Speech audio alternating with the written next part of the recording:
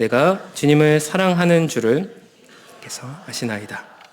께서 이르시되 아멘.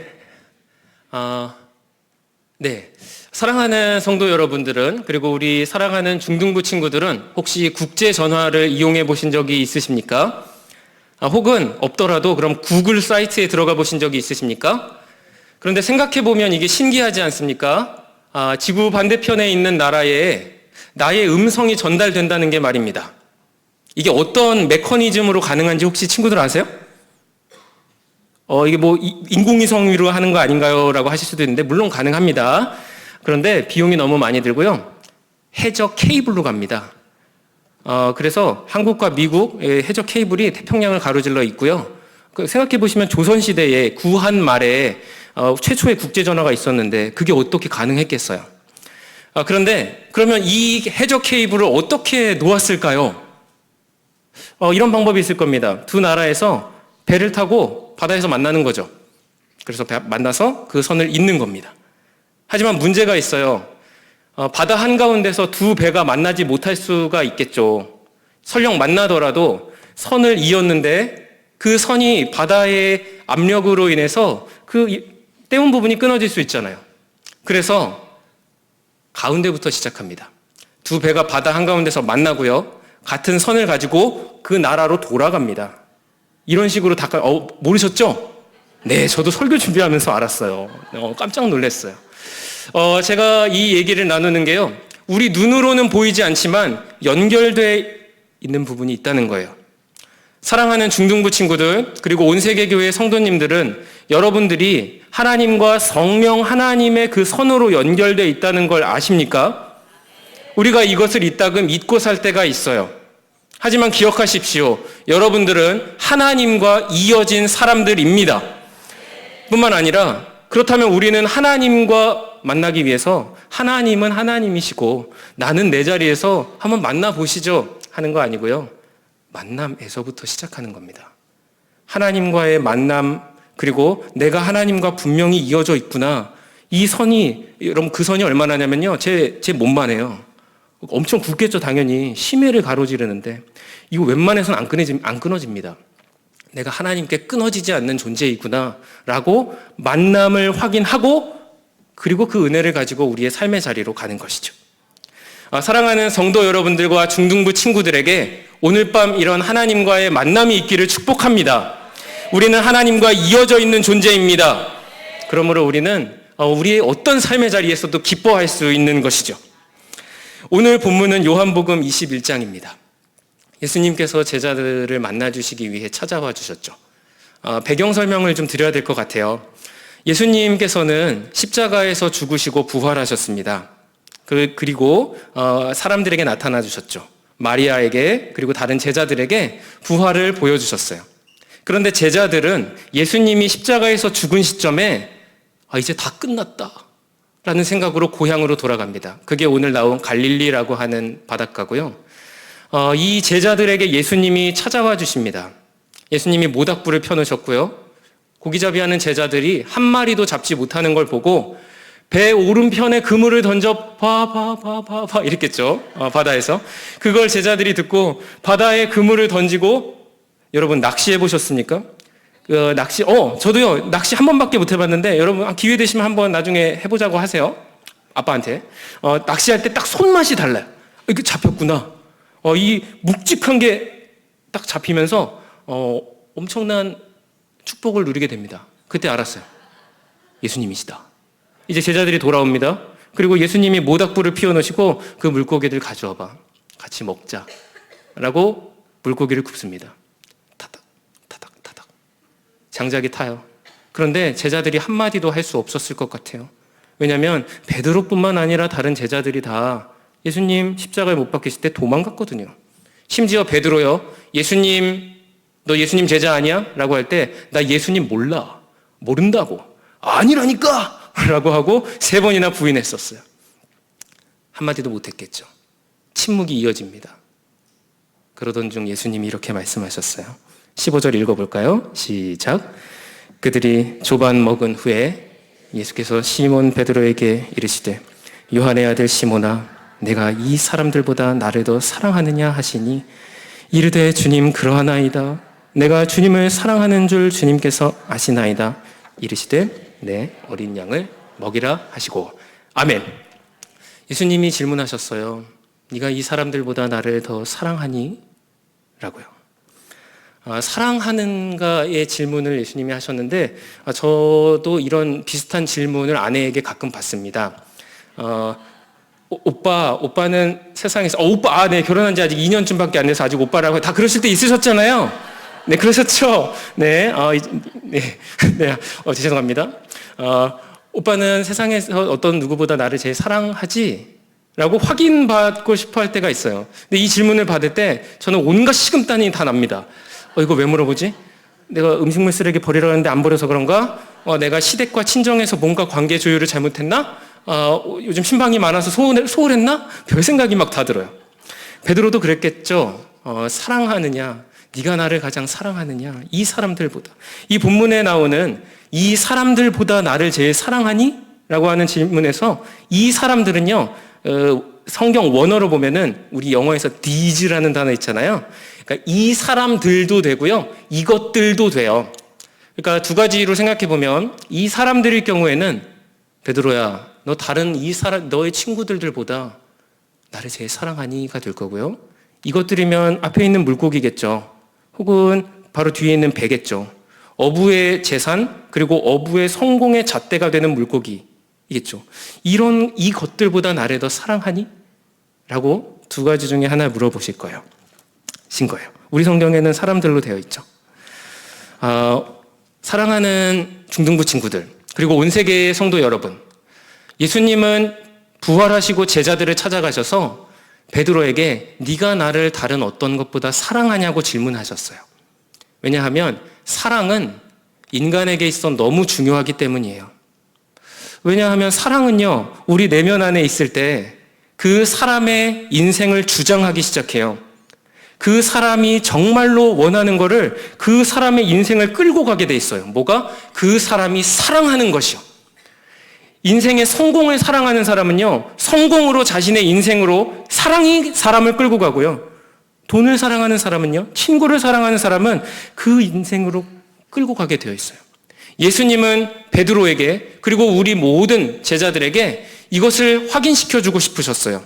이 세상 어떤 것보다 예수님을 사랑하며 사는 것이 가장 안전하고 기쁜 삶이라는 것을요. 우리가 그런데 한번 점검해 보면 좋겠어요. 여러분들이 가장 사랑하는 게 뭔가요, 친구들? 여러분들이 가장 기뻐하는 것이 무엇인지요? 그러나 우리가 그 죽음의 너머에 아직은 친구들이 나이가 많이 남았다고 생각할지 모르지만 그렇지 않아요. 우리의 그 죽음의 뒤에는 우리가 소중하게 생각했던 우리의 친구 관계가 나를 구원하지 못하고요. 내가 정말 되고 싶었던 그 직업이 나를 책임져 주지 못해요, 죽음 후에는. 하나님 앞에 섰을 때 나의 죄에 대해서는 이 세상의 어떤 것들도 책임져 주지 않는다고요. 오직 예수님만이 이 부분을 책임져 줄 수 있는 거예요. 그러므로 우리는 예수님을 사랑하며 살아가야 합니다. 그런데 저도 오늘 말씀을 묵상하다 보니까 예수님은 친구들이랑 사랑하고 싶어 하시는데 저도 그렇고 이따금 사랑이 아니라 의무감으로 신앙생활 할 때가 있는 것 같아요.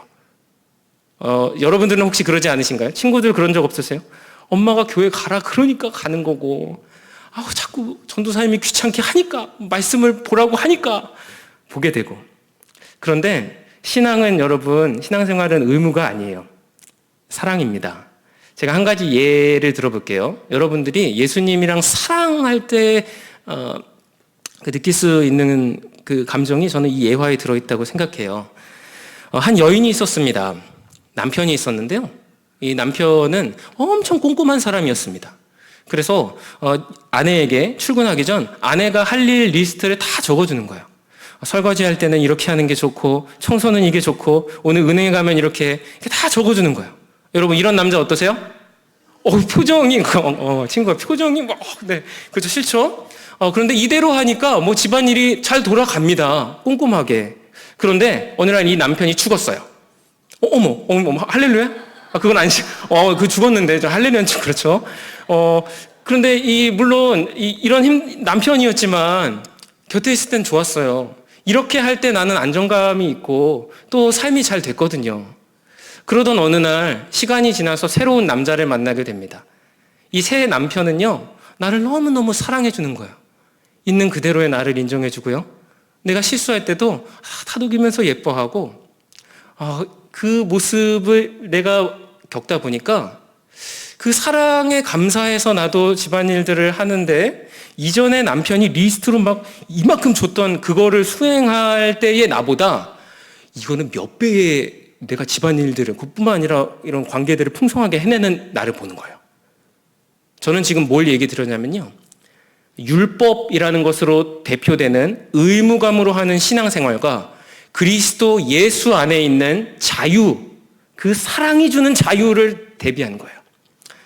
사랑하는 중등부 친구들, 그리고 온 세계교회 성도 여러분, 우리의 신앙생활은 의무가 아닌 줄 믿습니다. 사랑인 줄 믿습니다. 신앙생활을 의무로, 예배를 의무감으로 나오고 계신 분이 계시다면 사랑이 회복되길 축복합니다. 그러므로 우리는 예수님께 이렇게 고백해야 합니다. 따라해 보세요. 예수님, 사랑합니다. 네, 예수님 사랑합니다. 오늘 기도하시면서 이 고백을 많이 올려드리시기를 축복합니다. 우리 두 번째 해야 할 고백은요. 한번 따라해 보시겠어요? 회개합니다. 말씀 16절 말씀 읽어보겠습니다. 시작. 또 두 번째 이르시되 요한의 아들 시몬아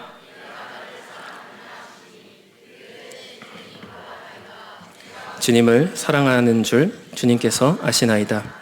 이르시되 내 양을 치라 하시고. 아멘. 예수님께서 첫 번째 질문, 너 나를 정말 이 세상 무엇보다 사랑하니? 네, 주님 그렇습니다. 그런데 똑같은 질문을 두 번 물어보시는 거예요.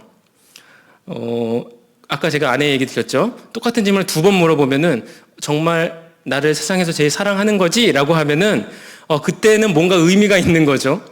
예수님도 의미가 있으셨어요. 무엇이냐면 제자인 베드로가 회개할 부분이 있거든요.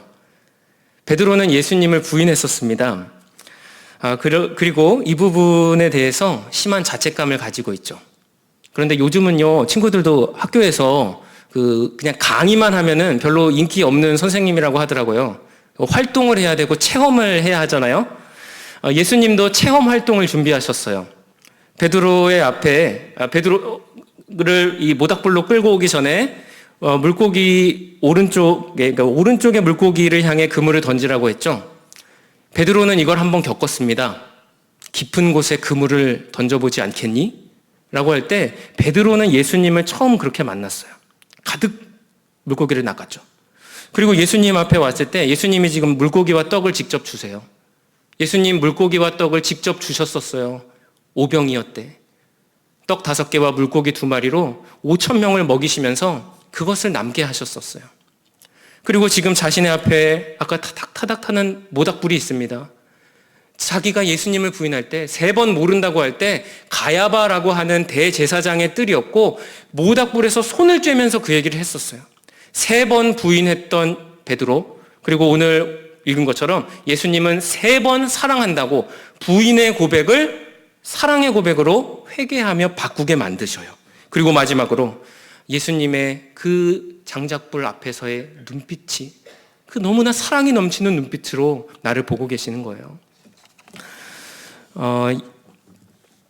사랑하는 온세계교회 성도 여러분, 그리고 중등부의 친구들, 우리는 베드로가 예수님 앞에 회개해야 했던 것처럼, 그리고 베드로가 사역을 나가기 전에 예수님께 죄사함을 받아야 했던 것처럼 우리는 죄에 있어서 자유함을 입어야 합니다. 죄에 있어서 우리가 따로 떨어져서 살아야 합니다. 이것을 거룩이라고 해요. 저는 이미 친구들이 1월 동안 거룩에 대해서 말씀을 들었다고 알고 있어요. 맞나요?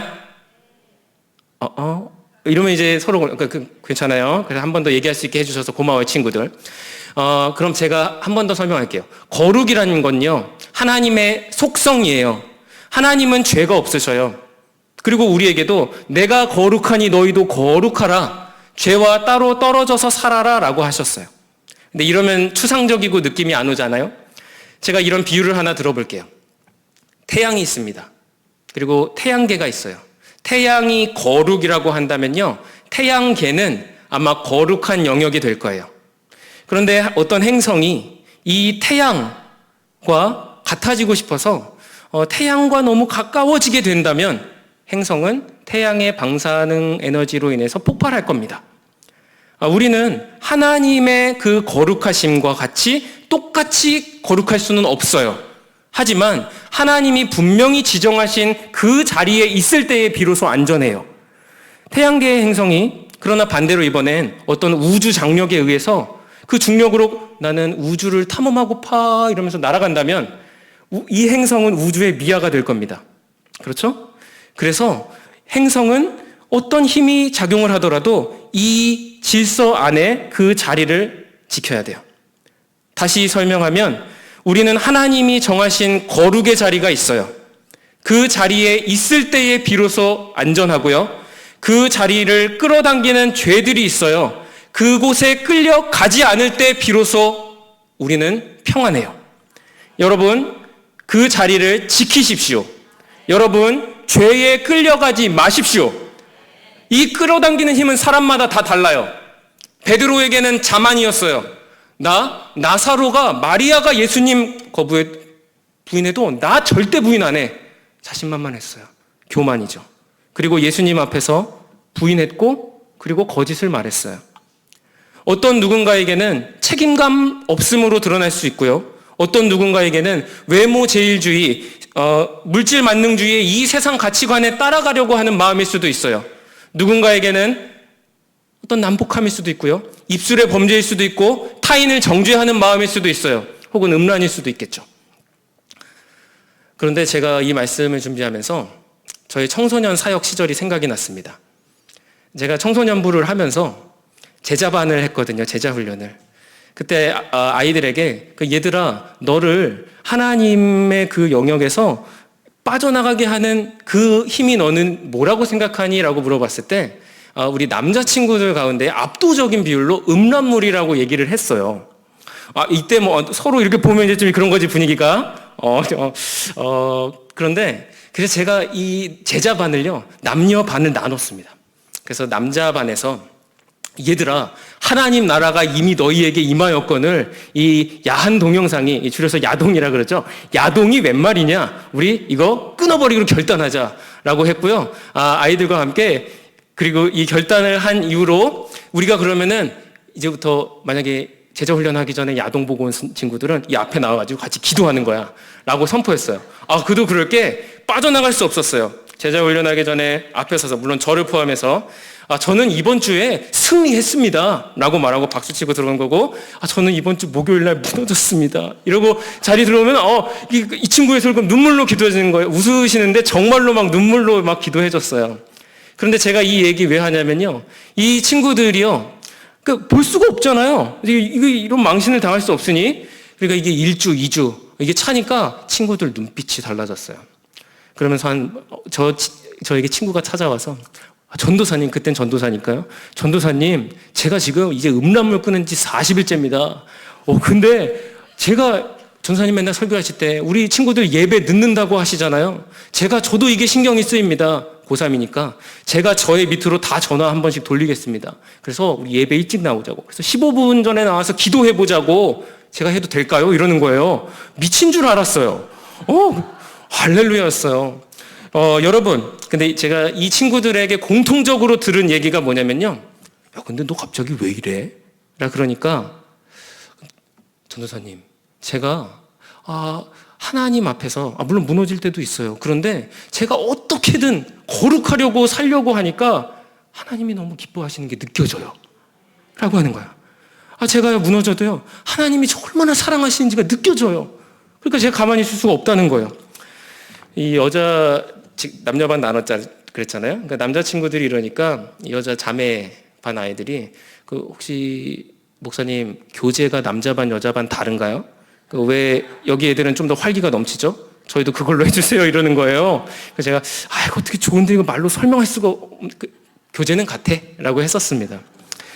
또 중등부 수련회니까요. 저 우리 친구들에게 축복하는 마음으로 이런 부분들을 제가 더 구체적으로 준비했어요. 여러분, 우리 안에 이런 음란의 마음들이 들어오려고 할 때가 있어요.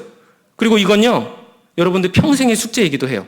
그때 여러분들이 그런데 이 마귀가 우리를 하나님에게서 끊어놓으려고 하기 때문에 그것을 저는 너무 싫거든요. 한번 우리 친구들만 한번 따라해 봅시다. 이런 음란이 우리에게 유혹이 될 때 어떻게 하느냐? 자, 비결 3가지를 가르쳐 드릴게요. 첫 1단계. 어떤 음란의 마음들이 막 찾아와요. 자, 따라하세요. 영상 끄고. 따라하세요. 영상 끄고. 영상 끄고 무릎 꿇습니다. 무릎 꿇습니다. 아, 네, 맞아요. 영상이 이게 뭔가 찾아오잖아요? 그냥 핸드폰 내려놓으세요. 내려놓으시고 일단은 무릎 꿇으세요. 그런 다음에 기도한 다음에 친구들 바로 그 자리를 벗어나세요. 자, 근데 이제 두 번째. 이제 두 번째는 내가 영상을 뭔가 이제 막 아까는 키기 전이에요. 1단계. 근데 이미 켰어. 그럴 때 어떻게 하냐? 또 따라하세요. 영상 끄고 무릎 꿇습니다. 무릎 꿇어서 똑같아요. 영상 이따 끄세요. 그리고 무릎 꿇고 벗어나야 돼요, 바로. 제가 지금 1단계, 2단계의 공통점이 뭐냐면 벗어나라 그랬잖아요. 여러분, 우리 신앙의 선배 중에 요셉 형님이라고 있는데 이분이 본을 아주 잘 보여주셨어요. 여러분, 음란은 내가 이거 맞서서 막 이렇게 어떻게 해보려고 하는 거 아니에요. 자매 친구들 잘 들으세요. 우리가 연애를 하다 보면 남자친구를 사귀다가 뭔가 이런 로맨스로 가장한 뭔가 찾아올 때가 있어요. 아니요. 요셉이 어떻게 했죠? 그 자리에서 바로 도망갔어요. 요셉이 말씀을 몰라서 그런 거 아니에요. 사모님 여기 앉아보십시오. 성경에는요, 이거 안 했다고요. 바로 벗어나는 거예요. 1단계, 2단계, 여러분, 영상 끄고, 무릎 꿇으시고, 도망가시는 거예요. 자, 근데 3단계가 문제입니다. 아이고, 영상을 정주행했네, 이거. 처음부터 끝까지 이거 다 보고, 그리고 우리 친구들이 현자 타임이라 그러더라고요. 이렇게 그냥, 막 그런 마음이 됐어요. 자, 근데 이때가 문제입니다, 친구들. 왜냐면, 이런 단계까지 가잖아요. 마귀는 틀림없이 여러분들에게 이렇게 말할 거예요. 중등부 전도사님이 기도하라고 말씀 보자 그랬는데, 이런 내가 무슨 말씀이냐? 나중에 하자. 혹은, 서로 보지 말라 그랬자. 이거 지금 나에게 적용하는 거지. 얘들아, 이러고 있으면 이거 아닌 거야. 나에게 적용하는 거예요. 우리 찬양팀 선생님이 토요일마다 모이잖아요. 연습하고 또 기도회도 하는데, 나 같은 게 무슨 찬양팀이냐.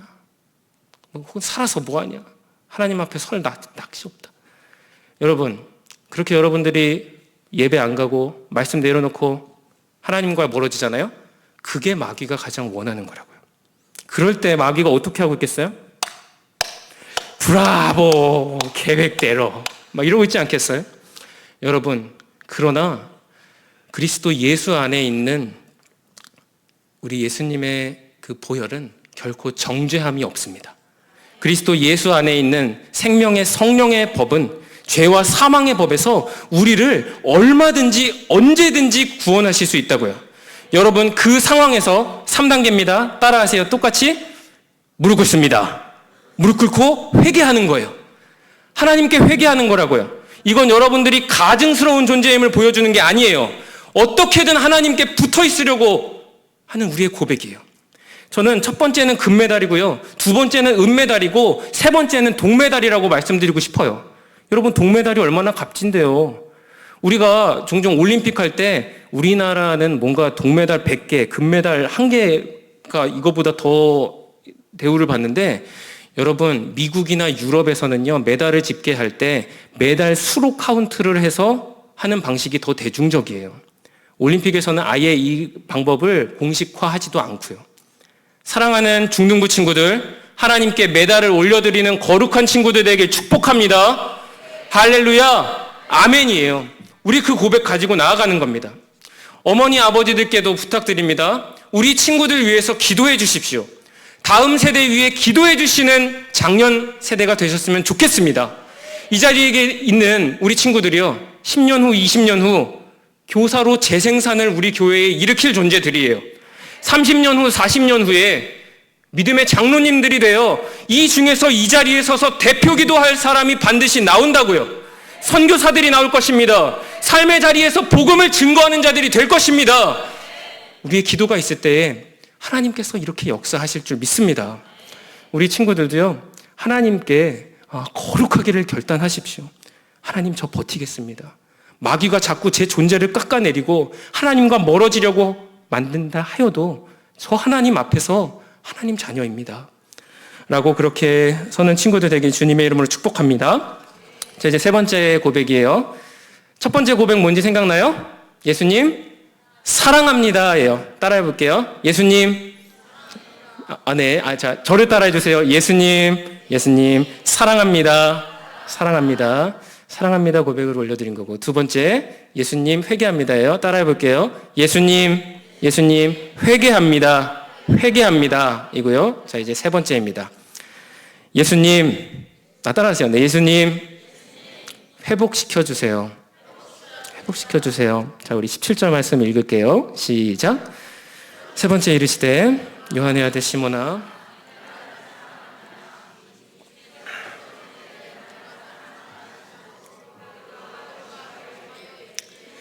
이것을 아시오매 내가 주님께서 아시나이다. 예수께서 이르시되 내 양을 먹이라. 예수님께서 이제 세 번째 질문하셔요. 똑같은 질문이에요. 요한의 아들 시몬아, 네가 나를 정말 사랑하니? 라고요. 베드로가 네, 예수님 사랑합니다. 근데 같은 질문을 세 번째 하니까 이제 근심하는 거예요. 왜 이러실까? 그리고 이렇게 대답하죠. 주님, 모든 것을 아시오매 내가 주님을 사랑하는 줄 주님이 아십니다. 라고요. 그리고 내 양을 먹이라 라고 얘기해 주시죠. 그 양을 먹이라 라고 하는 건요, 베드로는 이제 많은 제자들 중에서 이 교회의, 유대 지방의 교회의 대표가 될 사람입니다. 그래서 양들로 대표되는 성도들을 양육해야 하는 목사님이 되셔야 하는 거거든요. 그러니까 내 양을 먹이라고 한 것이고요.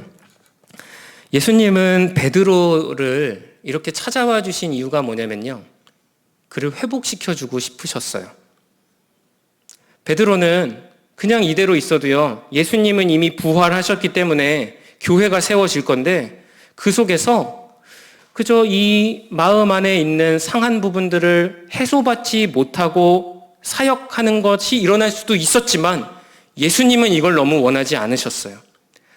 베드로를 위해서도 그러하고 교회를 위해서도 그러합니다.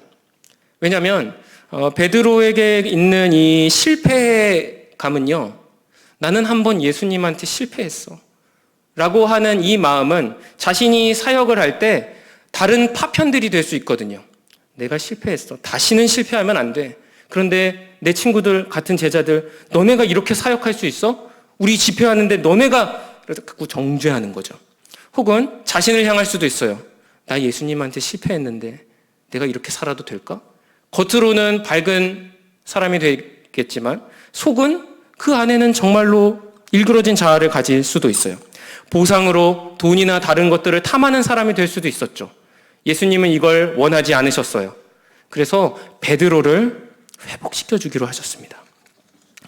저는 오늘 말씀 준비하는데 가장 큰 은혜가 뭐냐면은 예수님에게 우리가 이 세 가지 고백을 올려드려야 한다고 했잖아요. 예수님은 우리가 이 고백들을 올려드리기 이전에 이미 이 고백에 대답하고 계셨다는 것을 알게 됐어요. 예수님 사랑합니다 라고 대답하기 이전에 하나님은 자신의 아들을 내어주시기를 작정하시고 우리가 지어지기 이전부터 사랑해주고 계셨어요. 아니, 세상이 지어지기 전부터 사랑해주고 계셨어요. 그래서 로마서에서 우리를 얼마나 사랑하시는지 적어 놓으셨어요. 내가 너 얼마나 사랑하냐면 사망이 와도 생명도 천사들도 어떤 권세자들도 현재일과 장래일 높음과 깊이 어떤 피조물이 와더라도 내 사랑 못 끊어. 내가 너를 이렇게 사랑해 라고 우리가 사랑의 고백을 올려드리기 이전에 너를 향하여 예수님은 사랑한다고 이미 말씀하고 계셨어요. 제가 회개합니다 라고 말하기 이전에 하나님께서는 죄가 문 앞에서 너를 요구할지라도, 그러니까 죄는 참 이 비유가 그렇죠? 문턱에서 우리를 계속 요구한대요. 넘어지도록. 근데 이 표현이요, 친구들 창세기에 나와요. 심지어 우리가 죄에 있어서 얼마나 취약한지 알고 계셨어요, 이미. 그래서 나는 마르지 않고 한계가 없는 내 아들의 보혈을 너희에게 이미 준비해 두었어. 이 그리스도의 보혈은 너희에게 영원한 생명을 가져다 줄 거야. 내 아들과 함께 너희는 자랑스럽단다. 라고 이미 말씀해 주고 계셨어요. 회복도 마찬가지입니다. 우리 아까 심해 파이프 얘기했잖아요. 눈에 보이지 않을 수 있어요. 우리의 눈에는 하나님의 회복이 왜 이렇게 안 일어나지? 라고 생각할 수 있지만 하나님께서는 이미 우리에게 성령 하나님을 통하여 우리에게 역사하고 계셔요. 이미 하나님과 우리는 이어진 존재예요. 우리는 그 라인을 통하여 하나님께 우리가 나아가느냐의 문제가 있는 것뿐입니다. 오늘 말씀에서 이 제자들은 디베리오 호숫가에 모였습니다. 사복음서에 다 복음서마다 갈릴리 호숫가라고 써 있는데 요한 사도는 유독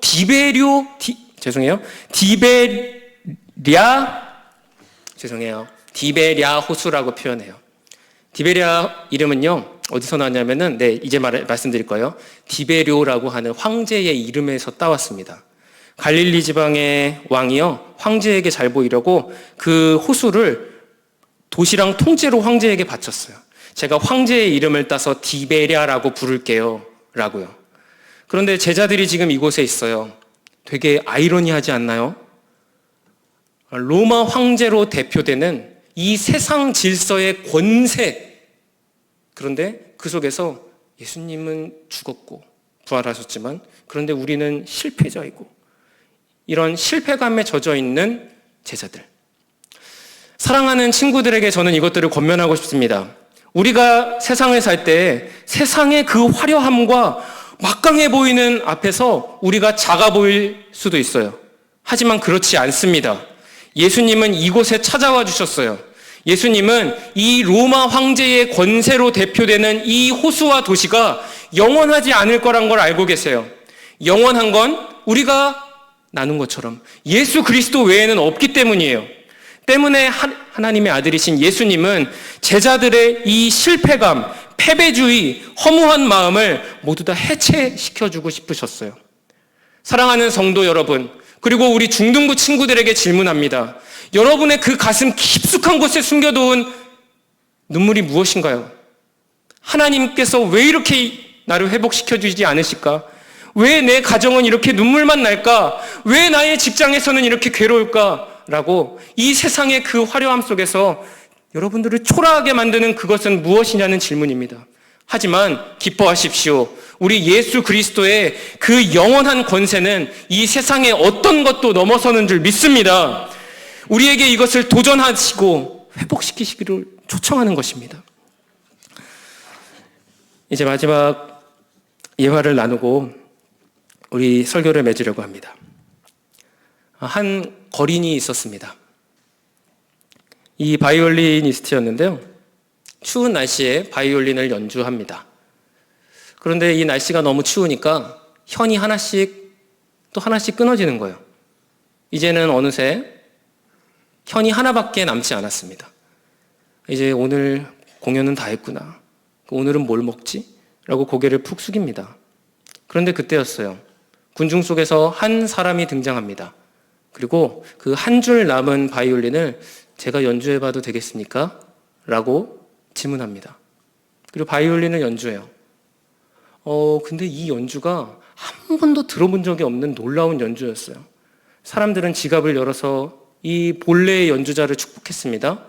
이 거리는 한 번도 겪어보지 못한 생전에 처음인 엄청난 축복을 누리게 됐어요. 파가니니라고 하는 바이올리니스트의 실화입니다. 그는 연주회를 개최한다고 공고하고 사람들 앞에서는 일부러 한 줄짜리 바이올린을 들고 올라간 적들이 있다고 합니다. 그리고 이 파가니니는 현대 바이올린에서 이 사람을 거치지 않고는, 그러니까 얘기를 할 수 없는 존재가 됐어요. 온 세계 교회의 성도 여러분들, 그리고 우리 사랑하는 친구들에게 질문하고 싶습니다. 당신은 당신의 인생이 몇 줄짜리 인생이라고 생각하며 사십니까? 몇 줄짜리 인생인지는 중요하지 않습니다. 누구의 손에 붙들려 있는지가 더 중요한 줄 믿습니다. 여러분들의 인생, 우리 친구들 아마 많이 답답하고 열받고 왜 이렇게 안 되지? 라고 내 자신이 싫어질 때도 많을 거고요. 그런데 여러분들의 인생을 여러분들이 연주하려고 하지 마십시오. 내 인생 내가 연주하려고 할 때 사람의 소리만 날 뿐이지만 하나님께 맡겨드리면 하나님이 연주하실 줄 믿습니다. 세 가지를 기억하십시오. 오늘 이 밤 이 자리에 수련회가 처음이라 기도를 안 해본 친구들도 있을 거예요. 목사님을 따라하면서 이렇게 기도하세요. 예수님 사랑합니다. 예수님 제가 회개합니다. 예수님 저를 회복시켜 주세요. 이렇게 계속 반복하세요. 그리고 여러분들이 사랑한다고 고백해야 할 부분이 무엇인지 하나님이 떠올리게 해주실 것입니다. 여러분들이 회개해야 될 그 부분이 무엇인지 성령님이 기억나게 해주실 거예요. 나조차도 몰랐던 여러분들 안에 회복되어야 하는 예수님이 해체시키시고 다시 세우기로 마음먹으신 것과 같이 친구들을 회복하기로 하신 그 부분들을 성령님이 빛이 조명되듯이 떠오르게 해주실 거예요. 계속 반복해서 기도하세요. 예수님 사랑합니다. 예수님 회개합니다. 예수님 저 좀 제발 회복시켜주세요. 이렇게요. 사랑하는 친구들에게 하나님이 너무나 사랑하시고 계신다는 것을 정말로 깨닫는 밤이 되길 축복합니다. 우리의 인생은 만남부터 시작해요. 여러분들 예수님과 만나는 밤이 되십시오. 한 번도 경험해보지 못한 평안이 여러분들에게 있을 것입니다. 한 번도 경험해보지 못한 기쁨이 여러분들의 삶에 눈 뜰 때마다 넘칠 것입니다. 쓰러질 수 있어요. 우리의 이 죄성으로 인해 내가 무너진 부분이 또 무너질 수 있어요. 괜찮아요. 하나님 회개합니다. 예수님의 보혈은 근데 마르지 않잖아요. 저를 용서해 주세요. 그리고 저를 하나님의 거룩한 아들로 살아가게 하여 주시옵소서. 하나님의 그 딸로 살아가게 하여 주시옵소서 라고 기도할 때 우리의 새로운 인생이 펼쳐질 줄 믿습니다. 찬양하며 나아가겠습니다. 은혜로다